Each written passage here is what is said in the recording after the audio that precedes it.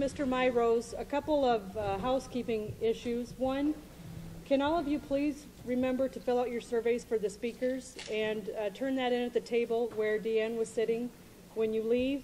Secondly, do with everybody's set of economy, we are requesting that these be returned so that we can reuse them.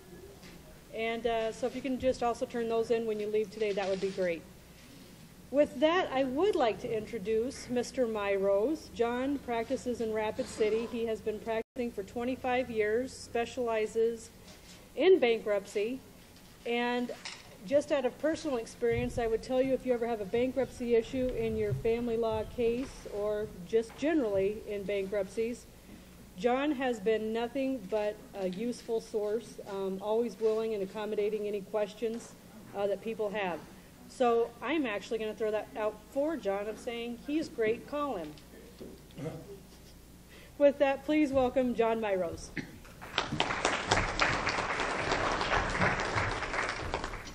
Thanks. As Terry said, I practice in Rapid City. I assume everybody can hear me. I have a story to tell you.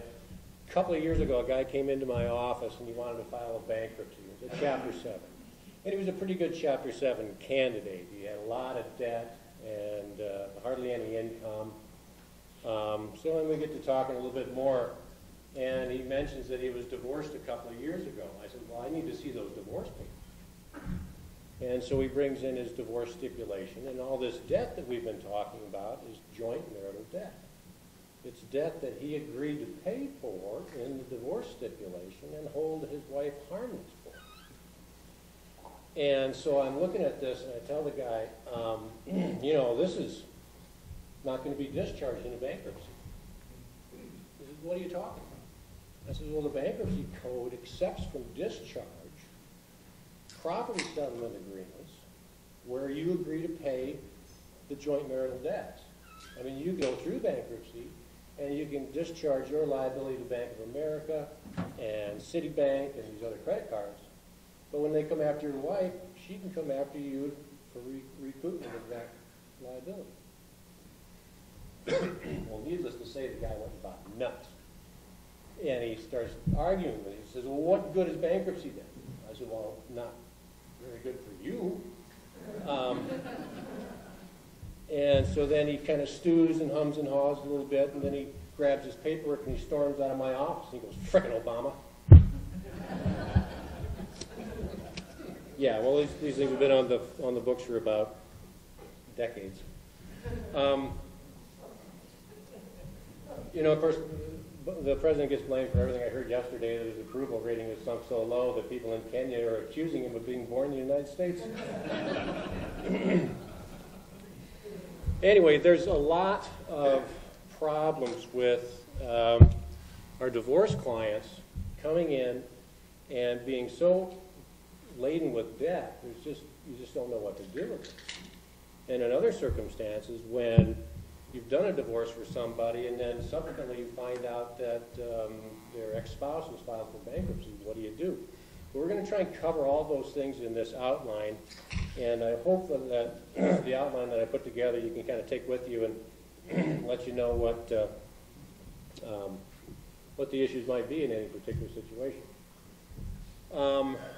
Usually when somebody refers one of my colleagues refers somebody to me about a bankruptcy, and they're working on a divorce, they give me a call and they tell me, you need to talk to this person about bankruptcy because I don't know the first thing about bankruptcy, and she needs to see you. And so that's what a lot of my colleagues in the legal profession do a lot of divorce work. Is there a lot of you that feel like you don't even know the first thing about bankruptcy? Well, we're going to talk a little bit then about the first thing about bankruptcy and a little bit about the second and third too. Primarily what we're dealing with is the Bankruptcy Abuse Prevention Consumer Protection Act of 2005 that was passed in October of 2005 after years of efforts. And the reason for that bankruptcy overhaul was that there was a perception in Congress that most people were getting a free ride through Chapter 7 and they ought to be in these Chapter 13 repayment plans, and we're going to tighten up the bankruptcy laws and make sure that doesn't happen. Because at the time, about 90% of the people who filed for bankruptcy were going through Chapter 7, and only about 10% were going through Chapter 13. Well, I just called Rick Entwistle yesterday before I came over here and asked him for the bankruptcy statistics for South Dakota. And since the first of the year, Rick is the clerk of courts for the bankruptcy here in Sioux Falls, and he says there's been about 400 Chapter 7 bankruptcy cases so far in South Dakota since the first of the year, and about 40 Chapter 13 cases. And so basically about 10% of the bankruptcies that get filed are reorganization repayment plans, and nothing has really changed. What has changed is the impact of bankruptcy law on divorce situations. And if you are representing a client who needs to collect support or has money owed, then the bankruptcy laws now do you quite a few favors. And if you are representing somebody who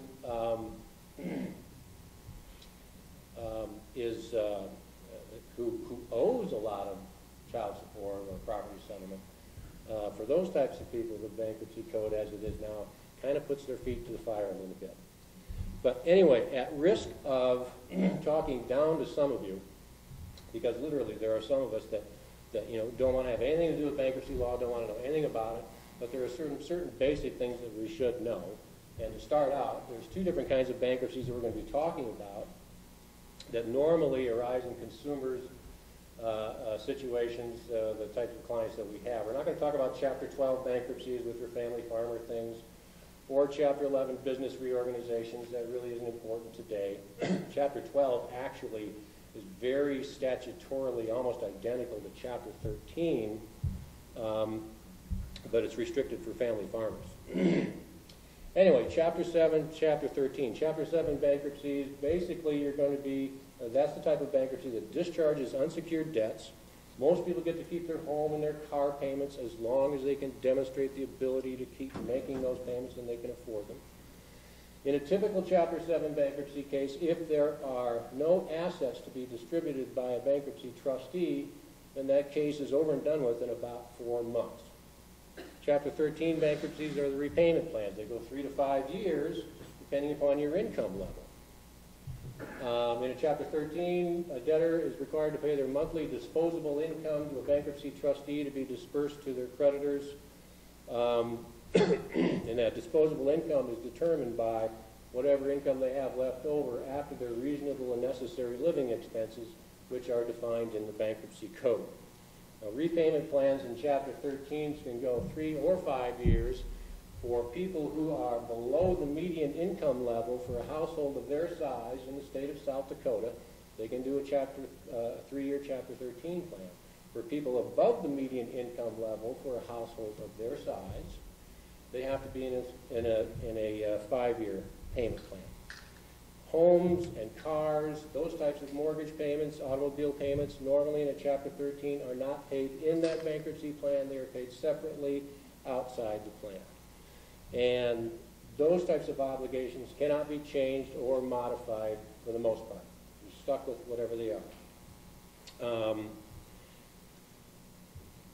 100% repayment is not required in a bankruptcy in a Chapter 13 because your income determines how much you're going to pay the creditors in a Chapter 13. It usually doesn't matter whether a person filing a Chapter 13 has $50,000 worth of debt or $100,000 worth of debt.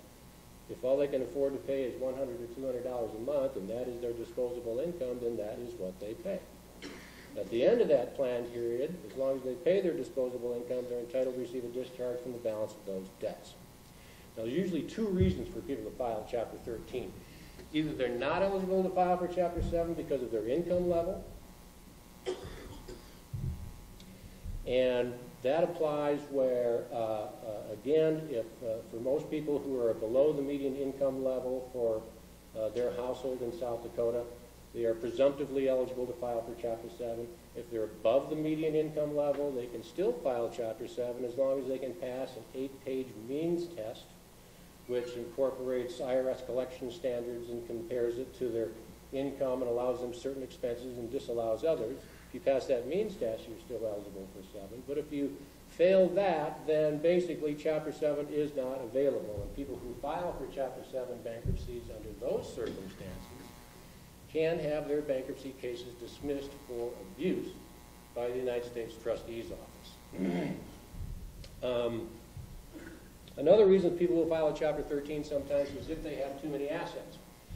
If those assets are not exempt and they're going to be lost and liquidated to a bankruptcy trustee in a Chapter 7, sometimes you can, if you have the ability, just stay in a Chapter 13 and make payments over a period of time, keep the assets that you have and not lose them. So that's basically the two types of bankruptcy that normally we're going to run into with our family law clients. And what I'm going to talk about today is the changes that have been made to the bankruptcy code back in 2005, and a significant interplay between three concepts in the bankruptcy code, three very central concepts.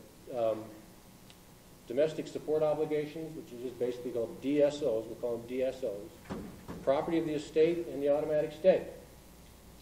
We'll also talk a little bit about exemptions and objections, and then we'll get into dischargeability issues, jurisdictional problems between bankruptcies and divorces, and ethics. And we've also, at the tail end of the outline, included some cases that were provided from the bankruptcy clerk's office, and that's on page 16 of the outline thing, or 15 or 16.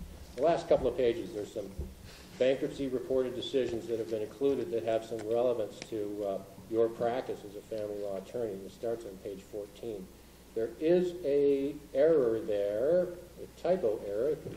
The bankruptcy judge was Charles L. Nail, not Charles M. Nail.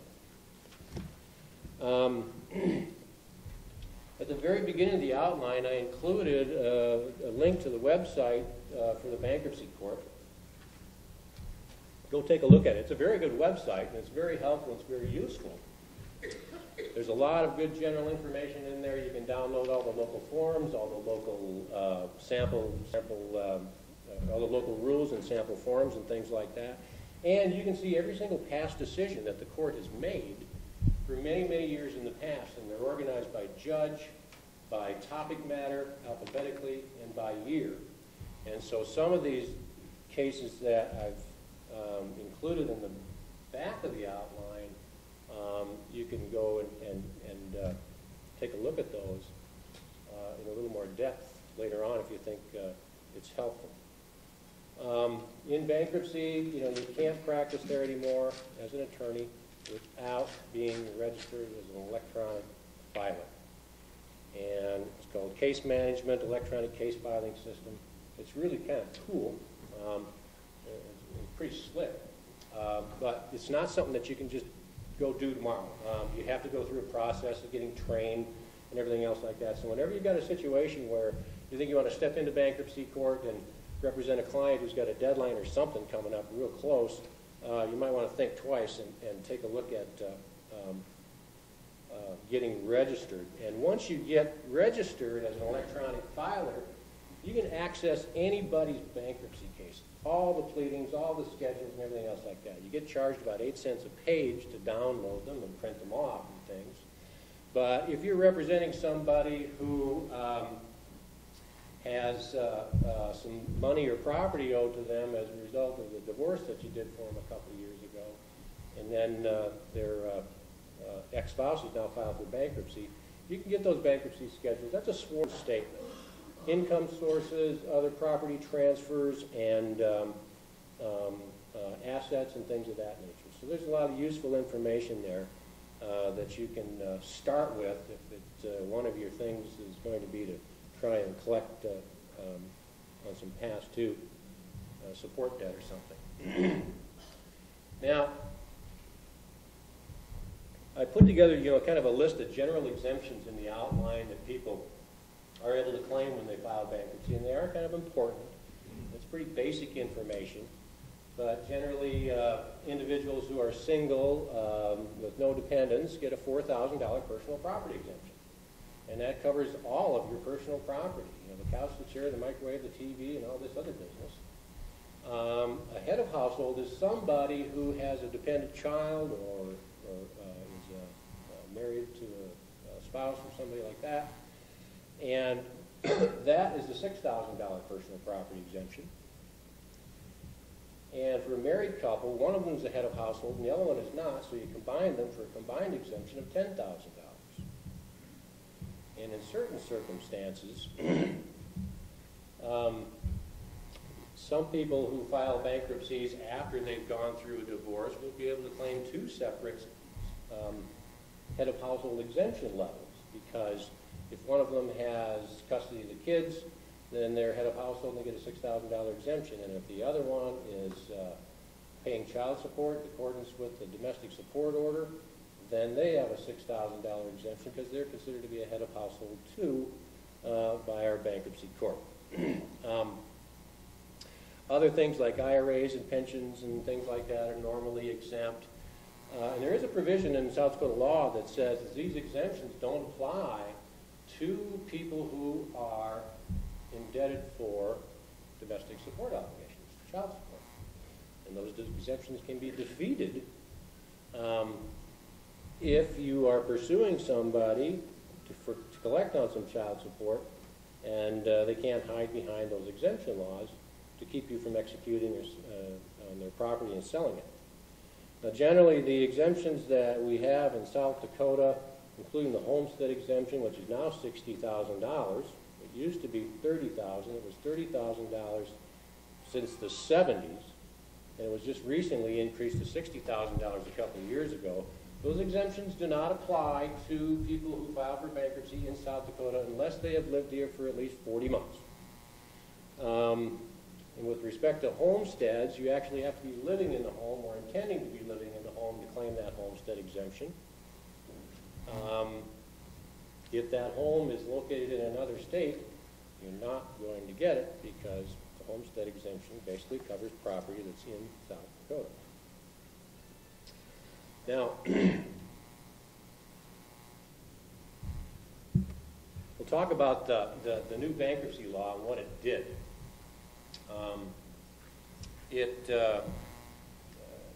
As I said in the outline, it changes the priority level for child support creditors. It enhances collection of child support obligations in bankruptcy,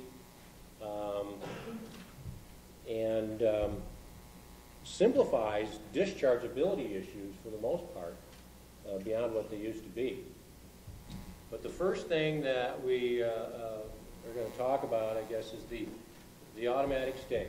And for those of you who have at least a little bit of familiarity about bankruptcy, whenever a bankruptcy case is filed, there's an automatic stay imposed on all collection activity, lawsuits and things like that in state court, repossessions. Section 362A of the Bankruptcy Code has a whole list of things that are stayed once a bankruptcy is filed. I didn't list that here because it's not particularly important. Generally, everything is stopped in its tracks. And then Section 362B sets out the exceptions for the things that are not stayed when a bankruptcy case is filed. And on the outline, where it says automatic stay, 11 U.S.C. Section 362A, what is stayed and what is not. Underneath that, it should say 362B. And the bold numbers of 1, 2, and then bold A, that's basically comes right out of the Section 362B. And for the most part, a lot of that is like brand new under the new bankruptcy law. But when a bankruptcy case is filed, the things that are not stayed relate to domestic support obligations. Paternity actions aren't stayed. Child support modifications, child support hearings, visitation, divorce actions aren't really stayed at all, except that the state court does not have jurisdiction to do anything with property that is property of the bankruptcy estate. And we'll talk a little bit about that. later. But IRS interceptions of tax refunds for back child support and withholding of income under a child support enforcement order or a court order continues. None of that is affected by the bankruptcy, and that's a good thing.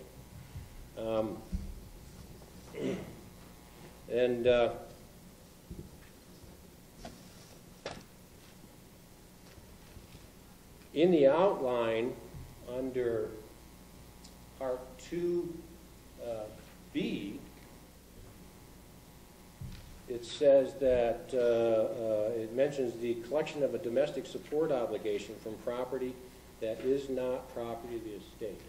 And I italicized that phrase because it is pretty significant.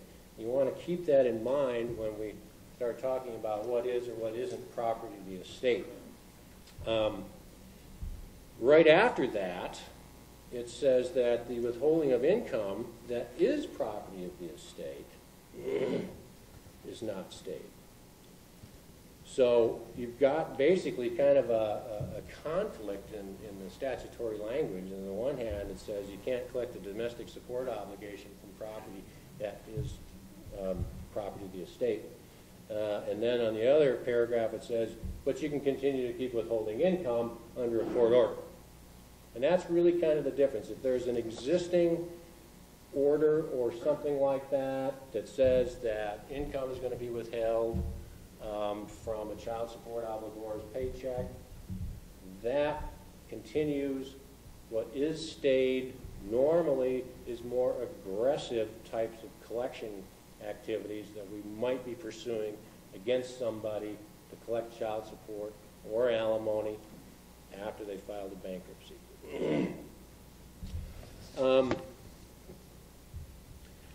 In any event, since almost none of that has stayed, and I think I stated it in the outline, for Chapter 7 type bankruptcy cases, for the most part, you can really ignore them. They're really not going to have any effect whatsoever on DSO proceedings, domestic support obligations.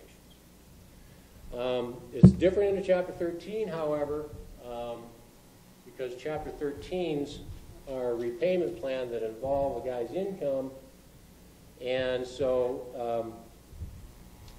there are different things that we have to do with the Chapter 13 that we don't need to worry about in Chapter 7. So usually when your client comes walking in, somebody that you did a divorce for 2 years ago, and they come storming into your office, and they got this bankruptcy notice because their ex-husband filed for bankruptcy. And they say, what do I do?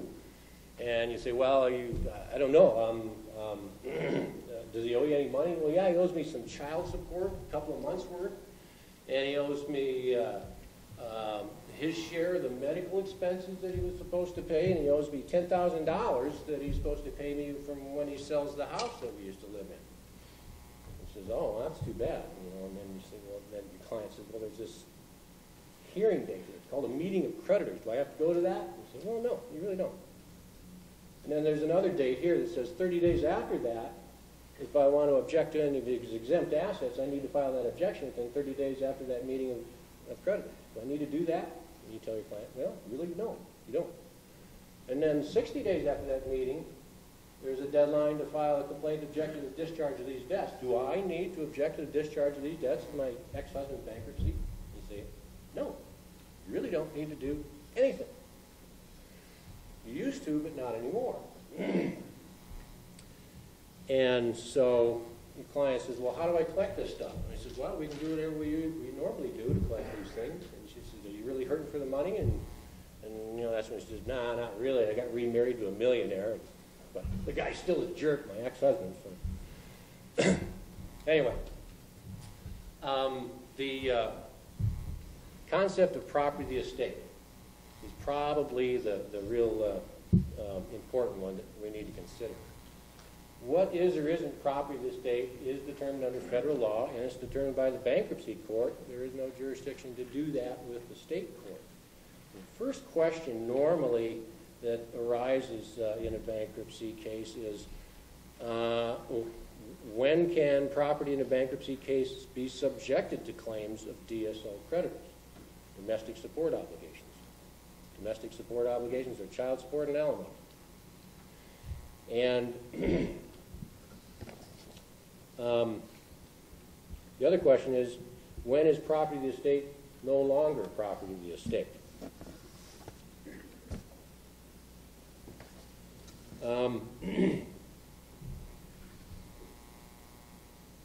Basically, when a bankruptcy is filed, everything that a debtor owns, all legal and equitable interests, become property of the bankruptcy estate. They're under the jurisdiction of the federal court.